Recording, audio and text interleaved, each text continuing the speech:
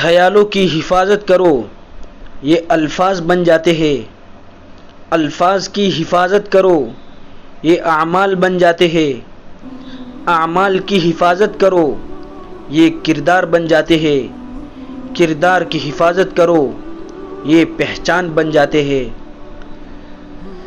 جب کسی مظلوم کی طاقت ختم ہو جاتی ہے تب رب کی طاقت شروع ہوتی ہے۔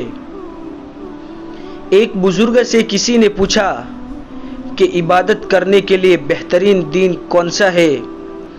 بزرگ نے کہا، موت سے ایک دن پہلے۔ اس نے حیرت سے کہا کہ موت کا وقت تو معلوم نہیں۔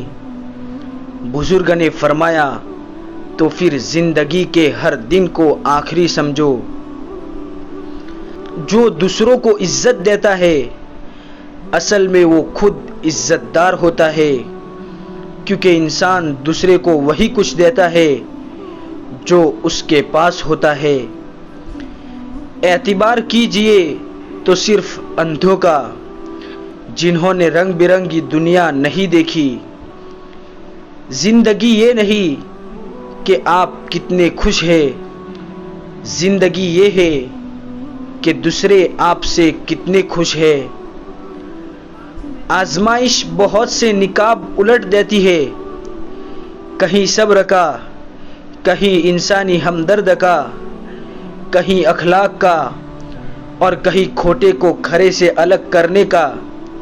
یہی قدرت کا طریقہ ہے۔ خوشیوں کا تعلق دولت سے ہوتا تو کوئی غریب کبھی خوش نہ ہوتا۔ ہر وہ انسان 2 ٹکے کا ہی ہے جو کسی کے دل میں جگہ بنانے کے بعد بھی اس سے بہتر کی تلاش میں رہتا ہے۔ جس کی کوئی گارنٹی نہیں اس کا نام زندگی ہے، جس کی فل گارنٹی ہے اس کا نام موت ہے۔ تو آئیے پلٹ آئیے اپنے رب کی طرف۔ سوچتا ہوں کہ اچھا لکھنے والے، اچھا بولنے والے اور اچھا سوچنے والے تو کثرت سے موجود ہے، لیکن پھر بھی ہم ترقی کیوں نہیں کر پا رہے؟ جواب ملتا ہے کہ اچھا کرنے والوں کی کمی ہے۔ ان لوگوں کو معاف کر دو جو کبھی آپ کی تکلیف کا سبب بنے تھے، اور انہیں یاد رکھو جو ہر وقت آپ کی خوشیوں کی تلاش میں رہتے ہیں۔ عزت، پیار، شفقت اور احساس ہے جو دگنا ہو کر واپس ملتے ہیں۔